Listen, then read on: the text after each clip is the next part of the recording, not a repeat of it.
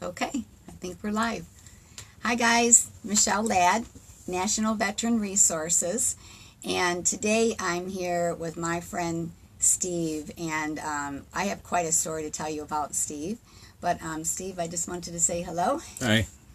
And Steve, I met Steve, we figured 6 years ago, and Steve not only bought a house with me as a real estate broker for Heroes Home Advantage, but I also always called him my triple hero. He served in our, I know, they never want to hear that they're heroes, but you heroes, I don't care what you say. You're heroes to us. And so Steve served in the military, and he also has been a firefighter, an EMT, and he is a paramedic, and has served how many years? 22 total. 22 years of his life in the emergency, Emergency services. Emergency services. So what I explained to Steve is the reason why I'm doing these videos is to raise awareness to what our first responders and emergency service technicians, our firefighters, police officers, our military do for us, but also how it affects their lives and their families' lives. And I remember when Steve was buying a house with me, we were going through some difficult times because our Webster firefighters, Christmas Eve morning, I was a Webster resident at the time. They were ambushed on a fire call, and Steve was actually on scene as a SWAT paramedic and shared his story with me. And I told him today, I don't think he realized it, but he sat in my office and he shared the story with me, and it was a very emotional time. I was a paramedic with... I just said I was a paramedic. I just don't pay attention.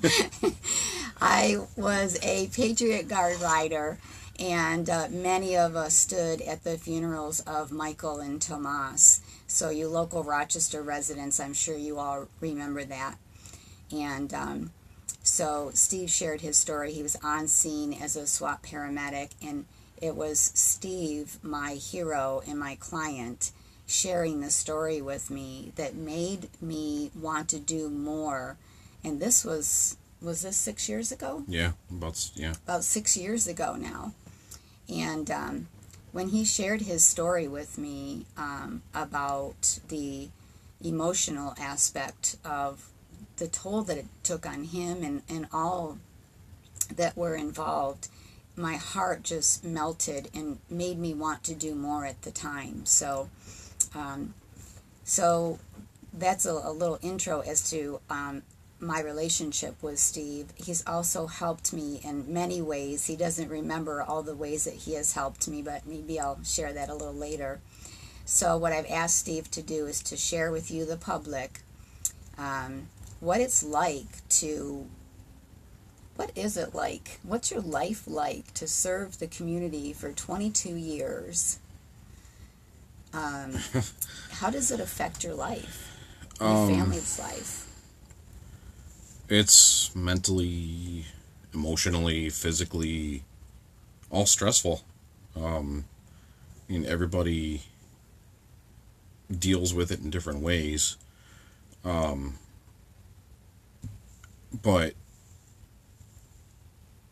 I don't know. I really don't know how to put it. Every single one of us love what we do. There's no doubt about that, or else we wouldn't be doing it. But at the same time, it does take a toll on everybody. And even for me, like I told you, I'm probably nearing my end. The things I've seen, the things I've heard, the things I've done, it's time for, we all have that point where we all need to just, okay, I'm done. I've done my part. Let's hand the reins down to the younger generations and teach them and let them take over. Well, for me, my rehab has been my family, my wife, my son, my bike, and just trying to enjoy life. And I still have those things in the back of my head that, those monsters that always bring memories up. But that's what my coworkers, my friends, and my family is for. I can never imagine the things that you guys deal with on a daily basis. I only hear the stories. How do you have loved ones and you have friends and you have those that you work with that you could share things with, but how do you really deal with what you see on a daily basis? Honestly, I don't know. Are you one of those guys that just kind of keep it all inside? Yeah, you just a lot of the stuff you just bury down deep, and you just keep pushing the stuff deeper and deeper, because it's kind of just what we do. I know I've got friends with PTSD that outright express it. There's ones that I know they have PTSD. They won't admit it. They won't share anything. They won't talk. But there's always ways to get your friends to talk and just let them vent. And most of the time, that's all they need. Just a cold beer in your hand and just chat. I hear that a lot. And one of the things I want to encourage those of you that protect and serve us is to talk about it. Don't you feel that it would help if they actually opened up? I know so many that tell me they just hold it all inside. They don't talk about it. There are many that I know that need to seek counsel, the specialists that will help with the PTSD and the anxiety and the sleeplessness and all those things that come along with it. Right. Would you encourage? I have. I've told friends, I've told other coworkers, you need to go get help. You need to go talk to a professional. It's nothing to be ashamed of. After the West Webster, I did. Did it help me? I really can't say for sure. But, I still talk to my friends. To people that actually understand what it is I'm going through, or they can relate to what others are going through. I think they eventually, most of them understand that they need to go get help, and they do. They're never going to let any of us know, and that's fine. But if they need the help, they need to ask for it. It's nothing to be ashamed of. Even if it's private, go ask. Please go ask. So I haven't had the honor of you don't even know what I'm going to say. No. The honor of interviewing a paramedic, because a lot of our public think that we look towards our veterans, which we're all very passionate for, but our paramedics, our EMTs, our ambulance workers, our 911 dispatchers, our police officers, they're out there every day seeing things that I hope I never see. I personally don't know how you guys deal with it. I know I've seen a couple of, just in my travels around the country, I've seen some pretty bad accidents, and I want to jump out of the car and see if I can assist. So many of you guys have told me what you've seen and what you've had to do, and I can't even think about how I would handle it. So what I had told Steve is he could just share how he handles things, and that this is a public awareness, how you just need to never give up. Now, something that the public may not be aware of is, and I'm hearing of it more and more, are ambulance workers, paramedics, EMTs, 911 dispatchers are struggling with suicide or Yeah. suicidal thoughts. Do you agree with that? I agree. Okay. So the public needs to be aware of that. If you have a loved one in that service, pay attention a little bit more.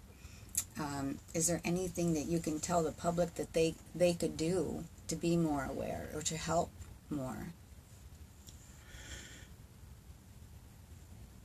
I think the biggest support you can give any of us is just be there. Just reach out, shake a hand, and say thank you. That's all a lot of us need is just that's sometimes that's some of our biggest problem is that we, a lot of us either risk our life or we get into situations that we're unsure about, or we may actually save somebody, but at the same time we end up in a very bad situation while we're doing it, and we don't need like the big banner, and we don't need all that stuff. A lot of us, just a simple handshake and a thank you is thanks enough.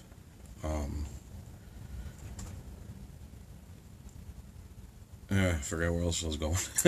Well, on that note, I was just at the flag store. If you guys just saw my interview I just did over there, there was a firefighter from Ridge Culver, Mr. Thomas, and he was ordering some flags or something, and I went up and I thanked him for his service, and he's like, "You don't have to thank me." I was like, "Yes, I do." He doesn't know who I am or anything, but so yeah, thank a veteran, but also thank our paramedics, our EMTs, our if you know of someone that's a 911 dispatcher, our law enforcement. Thank them for their services, because it's probably not the most rewarding job, and our veterans get thanked quite often, but you guys deserve huge kudos for what you do, and hopefully this interview will raise more awareness for our paramedics. Thank you. You guys deserve it. If I could say anything, if you know a paramedic, if you've met paramedics, don't ever ask them what the worst call is they've ever seen or been on.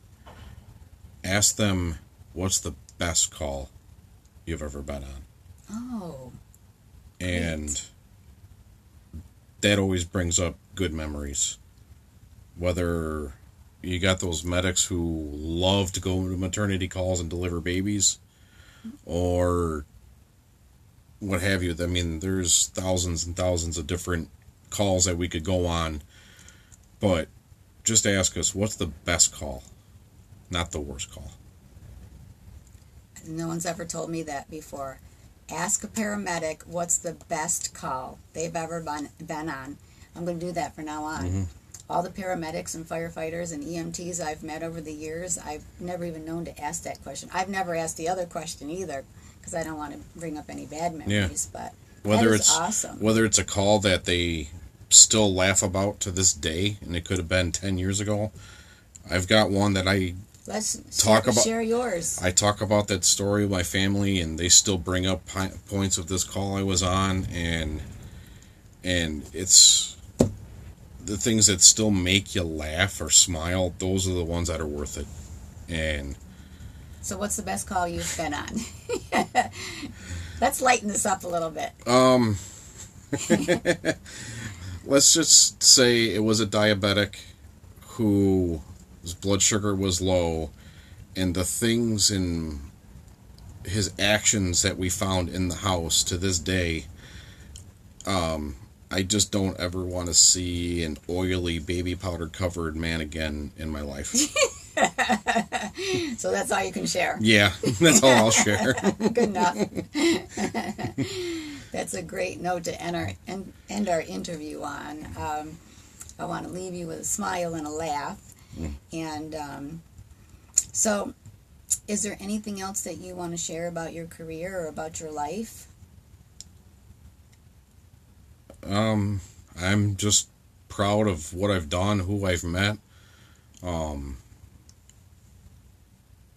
to me, it's been an honor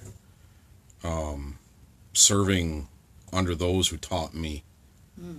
Everything that I've been taught, that's carried down from the people that taught them, and that's what I hold to a standard, is me holding up that standard to what they've brought to me into my life, and I couldn't have done anything I have without any of the guys before me.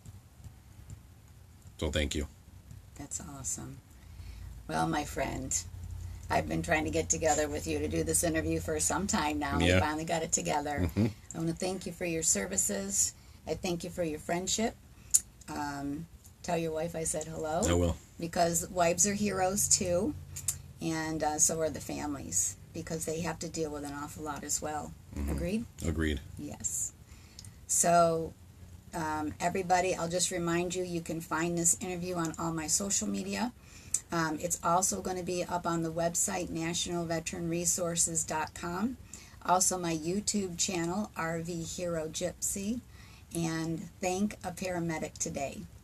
Thank you so much, Steve, again. Thank you. God bless. Bye-bye.